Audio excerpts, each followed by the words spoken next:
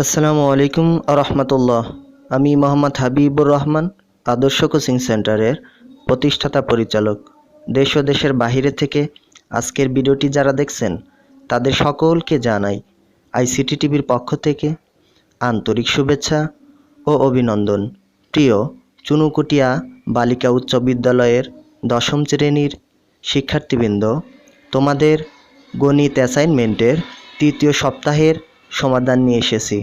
একটি নির্ভুল সমাধান পেতে হলে অবশ্যই সম্পূর্ণ ভিডিওটি দেখতে হবে। সংক্ষিপ্ত প্রশ্ন 1, অনুক্রম ও সমান্তর দ্বারার পার্থক্য। আমি পার্থক্যটি গুছিয়ে লেখার চেষ্টা করেছি, তোমরা এখান থেকে খুব সুন্দরভাবে লিখতে পারবে। সংক্ষিপ্ত প্রশ্ন 2, সংক্ষিপ্ত প্রশ্ন 2 এর সমাধান করছি। এটা খুব সুন্দরভাবে তোমরা লিখতে পারবে, দেখে দেখে কোনো প্রবলেম হবে না।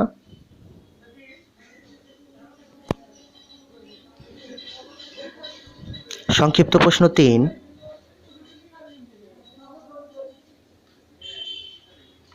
আমি সংখ্যা দেওয়া আছে, সংখ্যাটির লগের পূর্ণক ও অংশ বের করে দিয়েছি, তোমরা এখান থেকে লিখতে পারবে।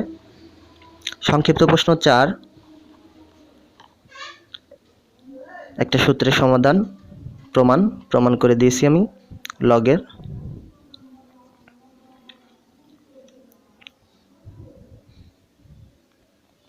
সংক্ষিপ্ত প্রশ্ন 5, √11 এবং √13 এর মূলত কি মূলত সংখ্যা তার প্রমাণ করে দিয়েছি, অমূলত সংখ্যা তার প্রমাণ করে দিয়েছি। সৃজনশীল 1 এর কটা লিখে দিয়েছি, কিন্তু খতে একটু প্রবলেম মনে করেছি, এর জন্য লিখি নাই। তোমরা তোমাদের মতো করে গুছায় লিখবা, তোমরা যে যতটুকু পারো। আর গও আমি লিখে দিই না এখানে, তোমরা লিখবা তোমাদের মতো করে। সৃজনশীল 2 এর ক লিখে দিছি, সৃজনশীল 2 এর খও লিখে দিছি। তোমরা খুব সুন্দরভাবে দেখে দেখে করতে পারবা, কোনো প্রবলেম হবে না।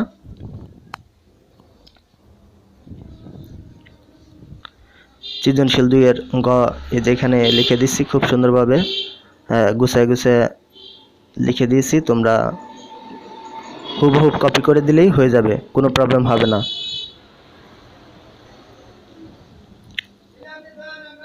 সৃজনশীল 3 এর ক লিখে দিয়েছি এখানে। তোমরা খুব সুন্দরভাবেই সৃজনশীল 3 এর ক এর অ্যান্সার করতে পারবে।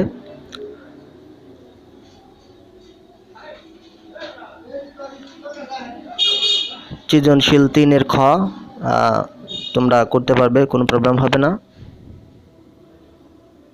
হুবহু কপি করে দিলেই হয়ে যাবে, কপি করে খাতায় লিখে দিবে, অ্যাসাইনমেন্ট সম্পূর্ণ হয়ে যাবে।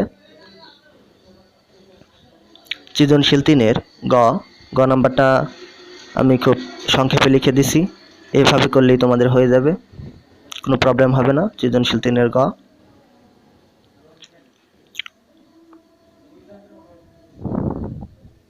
আবারও সংক্ষিপ্ত প্রশ্ন 2 এর 1 নাম্বারটা খুব সংক্ষেপে আমি লিখে দিয়েছি, লিখে দেওয়ার চেষ্টা করেছি। তোমরা এখান থেকে হুবহু কপি করে দিলেই হয়ে যাবে।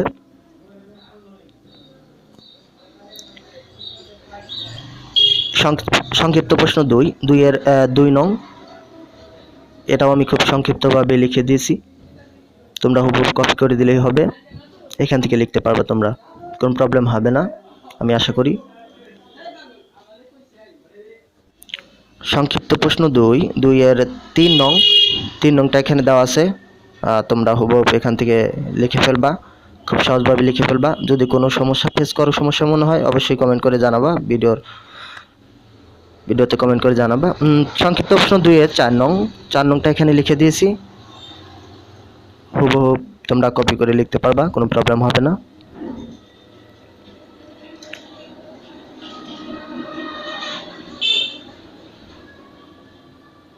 এই যে বাকি অংশটুকু আছে এখানে, তোমরা লিখতে পারবা, বাকি অংশটুকু এখান থেকে তোমরা লিখে দিবা।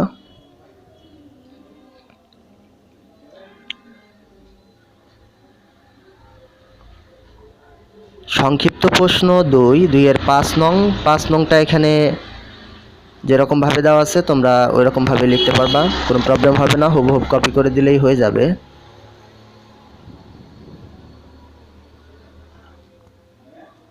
সৃজনশীল 4 এর ক যেরকমভাবে লিখে দিছি তোমরা ওইরকমভাবে লিখে দিলেই হয়ে যাবে।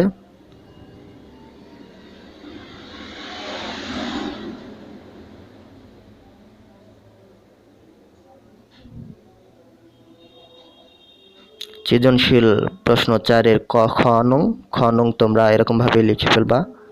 আমি সংক্ষিপ্ত পদ্ধতিতে গ নির্ণয় সারণী করে দিছি, এই সারণী থেকে তোমরা হুবহুব লিখতে পারবা, হুবহুব লিখে দিলে হয়ে যাবে আমি আশা করব।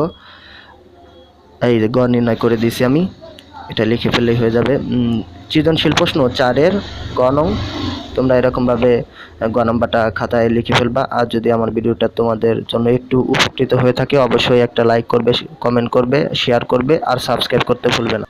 প্রিয় শিক্ষার্থীবৃন্দ, সবার সুস্থতা কামনা করে আজকের মতো এখানেই ভিডিওটি শেষ করছি। আসসালামু আলাইকুম।